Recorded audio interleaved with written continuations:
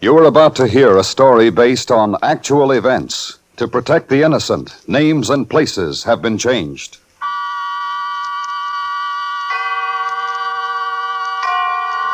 Autolite and its 96,000 dealers bring you Mr. Ray Milland in a story taken from life. Tonight's presentation of Suspense. Tonight, Autolite presents The Log of the Marne, a true story concerning a British gunboat trapped by communist fire 140 miles from help, starring Mr. Ray Milland.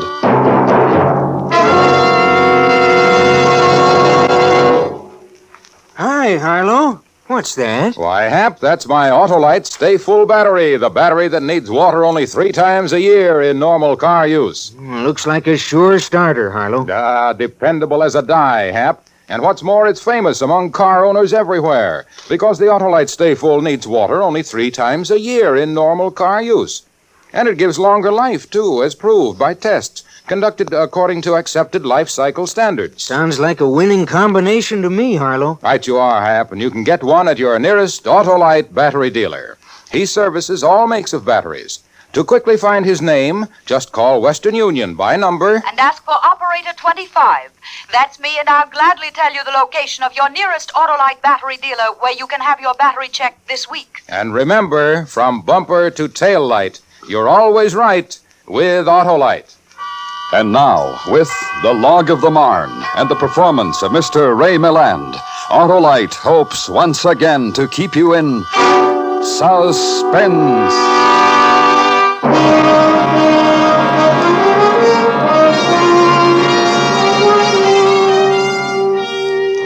Log entry, HMS Marne, entered this day by Lieutenant Commander James G. Harland, officer in command. According to statements by surviving officers and men, the situation of the vessel during the morning, 20th of June, 1949, was as follows. Marne was proceeding west in the Mingqiang River on a routine supply mission from Fuchao to Yanping. According to edicts issued by the Chinese People's Liberation Army, Marne had more than 14 hours of grace in which to reach her destination. But at 20 minutes past 9, the communist land battery opened fire. The second shell struck the wheelhouse. 3 of the 5 men there were killed. All communication to and from the wheelhouse was destroyed, and the Marne immediately went off course.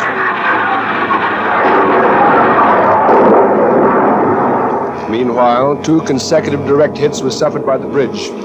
All personnel there, including the captain, were either killed or wounded. Second in command, Lieutenant Bennett Moore, in spite of shell fragments in his right lung and side, alone on the bridge, had control of his faculties until the arrival of Lieutenant Hugh Fraser. Cambridge, sir. Fraser reporting, sir. Good Lord, Moore. I'm all right.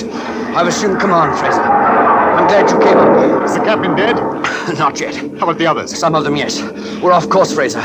I can't contact the wheelhouse. Signal the engine room, will you? Full speed astern, both. Right. Full speed astern, both. Get a bearing on the battery. We'll return fire. No response from the engine room, Moore. Try again, quickly. We'll run aground. No use, Moore. They don't answer. Something's been damaged. Why is this happening? Why did they fire on us? I'll try the transmitting station. Bridge, TS. Bridge, TS. Bridge, transmitting station. Nothing. No communication at all. Everything's gone. We haven't fired one round back. I'll try to get down to the engine room. Perhaps I can. It's no use, Fraser, no use. We're going aground.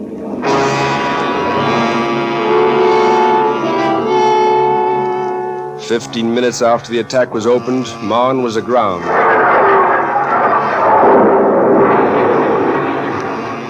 Neither A guns nor B guns were able to bear on target since her stern was toward the battery. Consequently, X gun was ordered into local control. There was no care for the wounded. The sick bay had been hit. The medical officer and his assistant killed. X gun got off 3 rounds, then it was hit, the entire gun crew being killed. Small arms were issued since they were the only remaining weapons. Winster, you seen the first lieutenant? Yes, sir. I think he's just forward. Thank you. Moore? Oh, yes, Fraser. Over here. Right. How are you feeling? I'm all right. Oh, it's 50 caliber. I wish they would send boarders, then they'd stop firing. I don't expect them now. They would have sent them. They seem to have decided to reduce us to wreckage. Do you think we can abandon ship with the wounded? Get to the national side of the river. No, there aren't enough lifeboats left. They've seen to that, the rotten... I say they've stopped. Why shouldn't they? Look what they've done to us.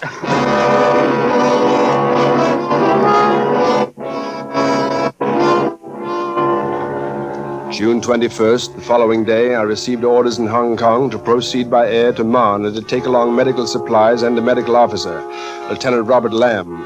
Our Sunderland was fired upon as we landed. Although we sustained enough damage to make it impossible to transfer all of the supplies, we considered ourselves fortunate to have half aboard when the flying boat was forced to leave. It was put to immediate use by the MO, and I was taken to the officer in command. In here, sir.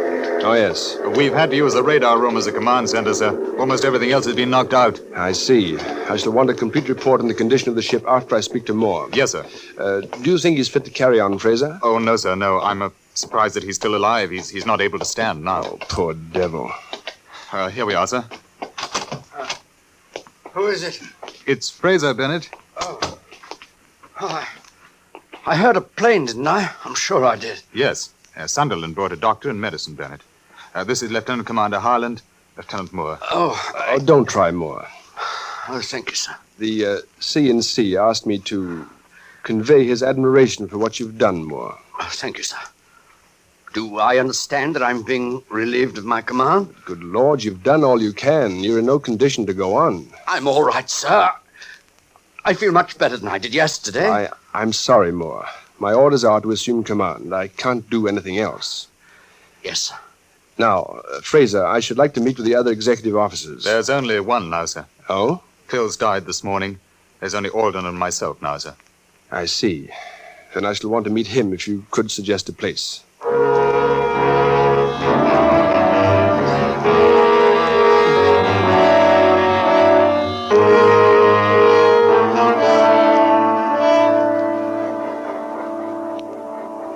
This is Lieutenant Alden, sir. How do you do, sir? Oh, how do you do? Sit down, won't you? Thank you, sir.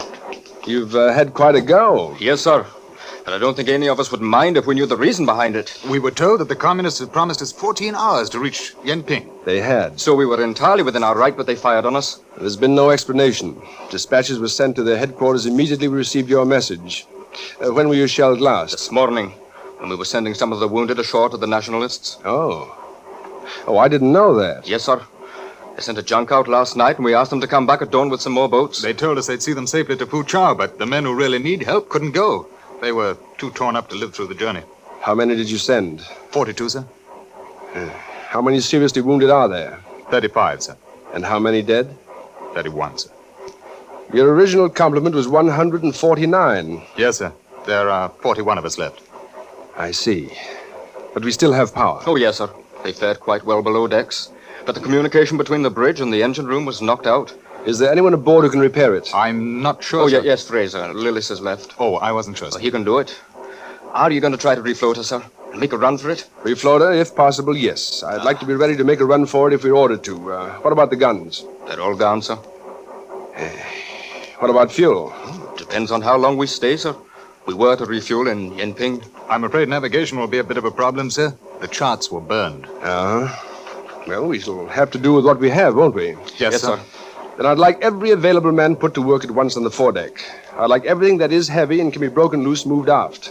In the meantime, I want any water ballast and all the fuel oil in the forward tanks pumped out. Over the side, sir? Yes, I think the loss of fuel oil at the moment is not as important as getting Marne afloat again.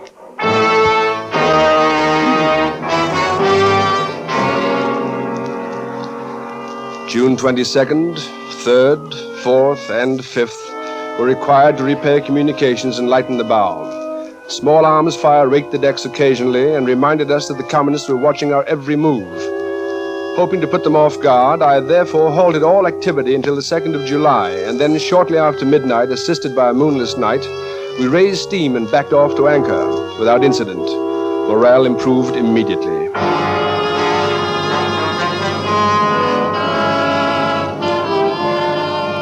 July 15th. An attempt to shift our berth was answered by a 30-minute barrage. It was obvious that the communists would destroy us if we tried to leave.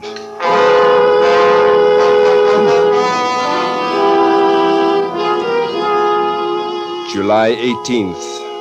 Shortly after midday, communist forces were seen crossing the river below us against no nationalist resistance of any kind.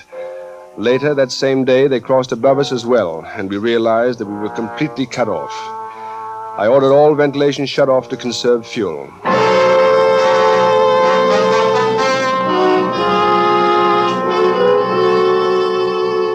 July 20th. After a month had passed, we had our first direct contact with the communists.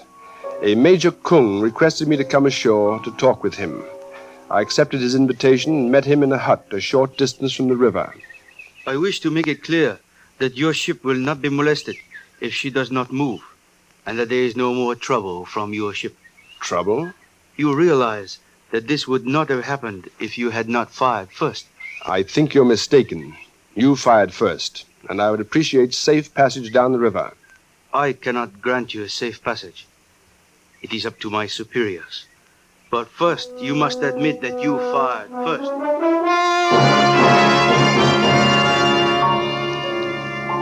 July 26th. To conserve our already meager food stores, officers and men were put on half rations. One refrigerator was put out of service to save more fuel. On July 28th, I again met Major Kung. I talked to my superiors. They tell me you'll give you a safe passage down the river. Oh, well, I'm happy to hear that. You are not too unhappy aboard your ship. No, not at all. But you would like to go down the river. Yes, especially since you have absolutely no reason to hold us here. I can give you a safe passage if the British side will acknowledge that they invaded Chinese waters without the authority of the Chinese People's Liberation Army. This will be a document. The word invaded cannot be used. It is the most serious word to use. There may be some difference between the Chinese wording and the English wording. I am speaking of the Chinese wording. The word invade means to commit a hostile act, which we did not do. You cannot use the word invade. Do you admit that your ship was guilty of entering the river? Guilty of entering the river? It was not a guilty act, and you cannot use the word invade. It means that we are at war, and we are not. We are a friendly nation and always have been. If you do not wish to cooperate, I suggest that we leave this until a later meeting. I insist that we continue this discussion. Then you are ready to admit the British guilt. I think the subject at hand is your guilt. You are holding a British ship and British subjects under the threat of destruction.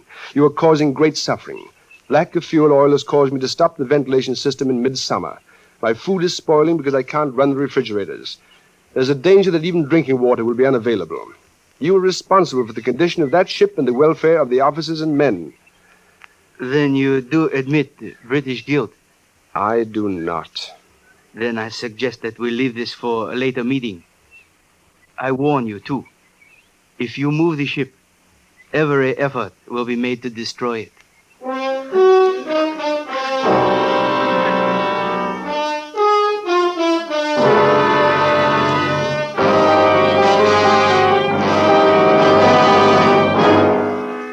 Autolite is bringing you Mr. Ray Milland in The Log of the Marne, tonight's production in radio's outstanding theater of thrills, Suspense.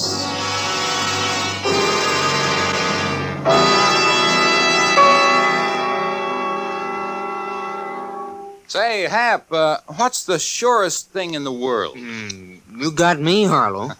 Why, starting your car if you've got an Autolite Stay Full battery.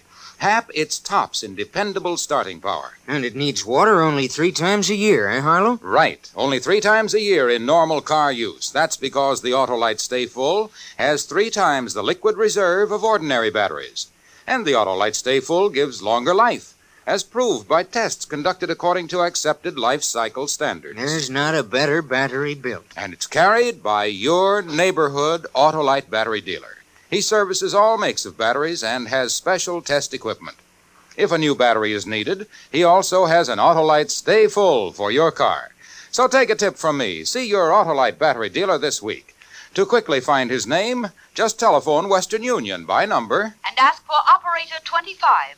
That's me, and I'll gladly tell you the location of your nearest Autolite battery dealer. And remember, from bumper to tail light, you're always right with Autolite.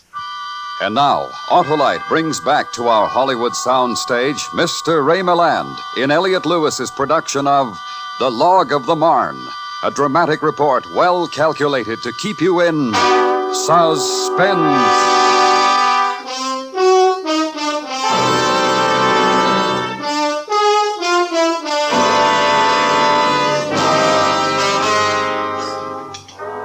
The entire months of July and August were taken up with trying to maintain life in an all-but-dead ship and in pointless, decisionless meetings with the communists. I, over and over again, repeated my demands for oil. They repeated their demands that I admit British guilt. By September 9th, conditions aboard were quite serious. Officers and men were without any of the conveniences afforded by a modern ship, and they were almost without food. Morale was at its lowest ebb when I heard a shout from the deck. Junks coming down the river. Junks! I think they're carrying oil. Captain, sir! Captain Harlan! I think they're giving us our oil!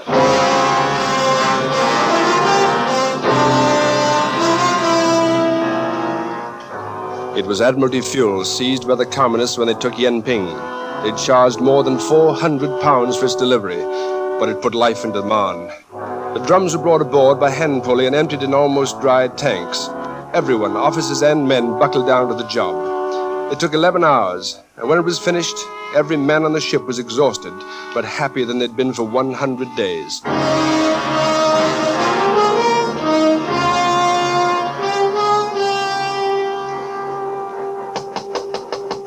Good morning, sir. You sent for me? Yes, come in, Fraser. Yes, sir. How much fuel oil did we take aboard last night? 296 drums, sir. That's approximately 56 tons. Yes, well, that should do us nicely. Oh, yes, sir, it already has. Ventilation's running again. It reached 136 degrees in the engine room yesterday. Yes, I know it's uncomfortable. Fraser, I'd like to have you arrange a working party. Yes, sir. I want the anchor cable lashed with bedding. But first, I want the bedding to be soaked thoroughly in soft soap and grease. The anchor cables, sir? Yes. Every time the ship swings at her moorings, the cable screeches and scrapes. It's rather getting on my nerves. After more than 3 months, it's getting on your nerves, sir? That's what I want you to tell the men. Fraser, look, old boy, I'm going to break out tonight. Yes, sir. When you've put your men to work, bring Alden, Lillis, Lamb, and Nisbet. I'll explain the reasons for my decision.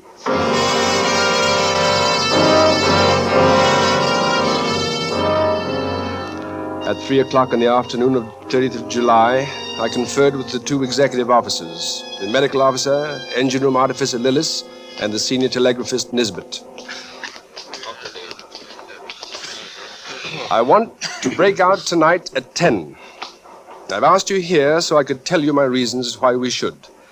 And I want you to give me any reasons why we should not. Oh, I think all of us have had enough of this, sir. Yes. The delivery of fuel last night was important for 2 reasons. One, at least 47 tons of fuel will be needed to drive us to the open sea. They gave us 56 tons, which really leaves little to spare. That's right, sir. Tonight will be the last one for a month with the phase of the moon ripe for a breakout. The moon is due to set at 11 o'clock. Now, I've decided to slip away at 10, accepting 1 hour of the waning moon as an unavoidable handicap. Now, we'll need every minute of time if we hope to get past the big guns at Liang Kong before dawn. Yes, now, rains farther inland have raised the river, and traveling by night without a river pilot will need all the water there is to get us over the mudflats. Lillis. Yes, sir? If we come under fire, I shall ask for smoke, understand? Yes, sir. I think everything's in tip-top shape below decks. We'll do the best we can, sir. Good. Nisbet. Yes, sir? Wireless silence will be enforced until I'm ready to send a message. Then only flash procedure will be used. Yes, sir. Lamb and Fraser. Yes, sir. I want to make Marne as splinter-proof as possible. Now, see to it that the wireless office, the bridge, and the habitable mess decks are sandbagged. If we haven't enough sand, use mattresses or cushion covers or canvas kit bags, anything. Yes, sir. Yes, sir. Now, make your preparations as soon as possible, but do no work on deck until after dark. I don't want you to be seen. Grease all the bright work to cut reflection. Now, you can do that during daylight. After dark, break out canvas and stretch it from the superstructure fore and aft to change our silhouette. Very good, sir. Now then, if we are hit and sinking, I will beach the ship if it's possible to save lives. The ship's company will get ashore. Then, I will blow up Marne. If disaster does come, your main object is to reach Fuchao or escape in junks to the open sea. Any questions? No questions, sir. Just one, sir. I wonder what old Major Kung will say tomorrow when he's dipped to private. Well, don't underestimate our Major Kung, Fraser. It's entirely possible that he arranged the oil delivery so that we would break out, so they'd have a chance to destroy us. Oh, I see, sir. However, pass the word along to the ship's company. And good luck to you all. I hope we make it. At least we'll have a devil of a good shot at it.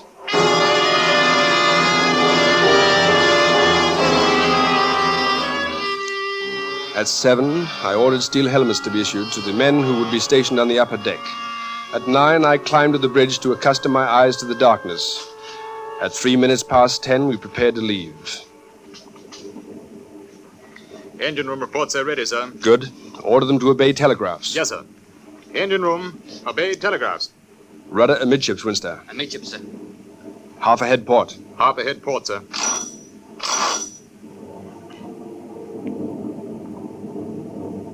Slip anchor cable.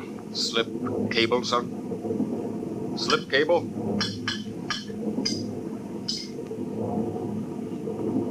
Not a sound, sir. Not a splash. Half astern starboard. Half stern starboard, sir.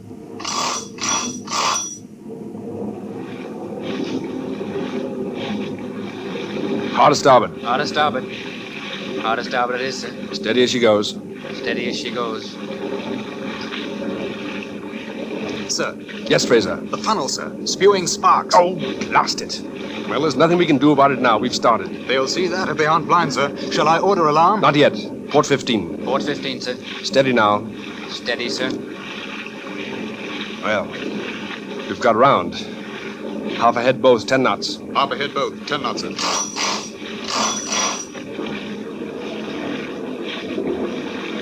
I don't think they see us, sir. I don't think they do.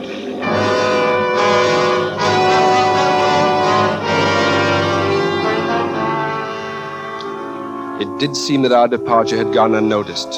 We passed downstream quietly and without trouble for 15 minutes. But then a flare illuminated the river. Wind up from shore, sir. Yes, Shuikao. Probably control point. Another battery, too. The vessel of the port bow. Is that a vessel? Yes. Yes, it's a patrol craft. Keep it 15 port, Winster. Yes, sir. Read the depth reports, Alden. We're closing the beach. Yes, sir. Is that the patrol vessel, Fraser? No, sir. Land battery. There, sir. See the flash? Yes. Full ahead both. Full ahead both, sir. What's the depth, Alden? Give me the readings. 6 fathoms. 6 fathoms. 5.5 fathoms. 5.5 fathoms. What's the patrol vessel going to do? Set a crash course in that ship and steer into her. Into her, sir? I want to pass as close to her as possible. We'll smother her guns. One thing, Fraser.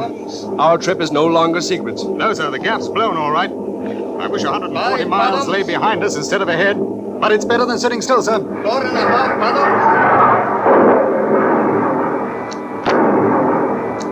Just a bit of starboard wheel now, Winster. Aye, sir.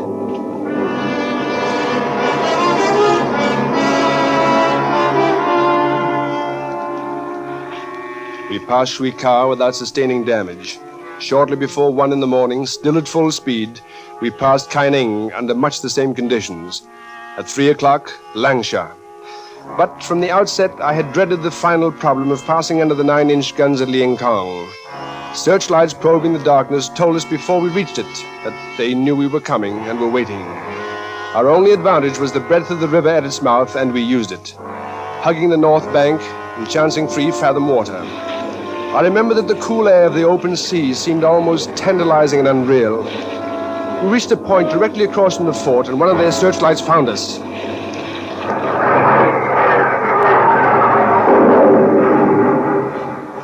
Give me smoke. Make as much black smoke as you can. Right, sir. Make black smoke as much as you can. Starboard 20, Winster. Starboard 20. Starboard 20, sir. Zigzag. Keep them from getting a fix on us. 5 seconds to starboard, 5 seconds to port. Count them yourself. Count them aloud if you like. Aye, aye, sir. 1, 2, 3, 4, 5, port. Give me the depth, Alden. Yes, sir. 1, 2, 3, 4, 8.5 fathoms. 5, starboard. 8.5 1, fathoms. 2, 3, 4, 5, 8 fathoms. 1, Another 2, 30 seconds, sir. 3, Give us that and I think we'll be safe. 5, Make more smoke. starboard. Make more smoke. 7.5 fathoms. 2, 3, 4, 5, port. 7 fathoms. 1, 2, 3, 4, 5.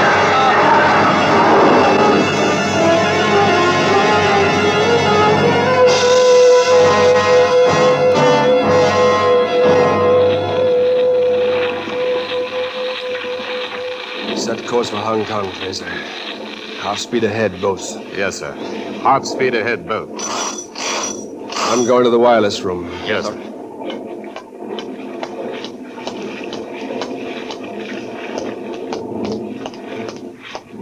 Hello, Nisbet. Hello, sir. And congratulations, sir. Thank you. It is good to feel her roll to the sea again. Nisbet, I want to send a signal to Commander-in-Chief. Yes, sir. Have rejoined the fleet. Yes, sir. God save the King. I think that's all, Nisbet.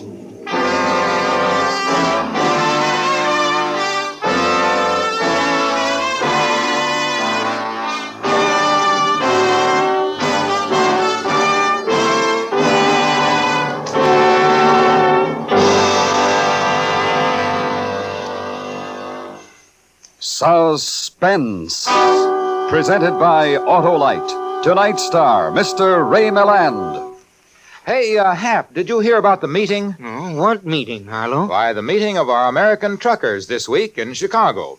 You know, Hap, trucking is one of our most important industries, and it's the lifeline of the more than 25,000 American communities which depend on trucks alone for the delivery of their necessities. And that's not all. Right you are, Hap, for those careful and competent cargo conveyors can claim an unequaled highway safety record. Sure, with millions of accident-free miles every year. And that great record is largely due to the American Trucking Association's never-ending safety campaign, which Autolite is proud to have assisted for over a decade.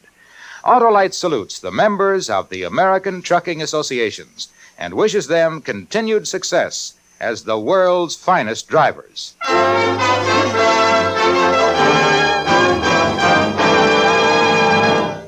Next week on Suspense, our star will be Mr. Richard Widmark in a dramatization of the most famous of all Texas feuds, a dramatic report we call The Hunting of Bob Lee.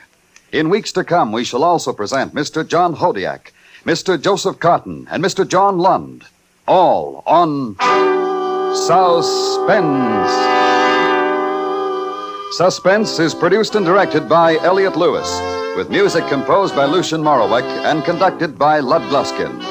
The Log of the Marne was based on the book by Lawrence Earl and was adapted for Suspense by Gil Dowd. In tonight's story, Ben Wright was heard as Fraser, and featured in the cast were Joseph Kearns, Charles Davis, Anthony Ellis, Jack Crucian, Raymond Lawrence, and William Johnstone.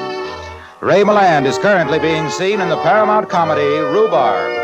And remember, next week on Suspense, Mr. Richard Widmark in another story based on actual events, a dramatic report we call The Hunting of Bob Lee. For the location of your nearest Autolite battery or spark plug dealer, or your nearest authorized Autolite service station, phone Western Union by number and ask for operator 25. Switch to Autolite. Good night. Friends, contributing your well-earned dollars to any cause is never easy. But when you give to Red Feather, you know that your money will help all your community health and welfare services.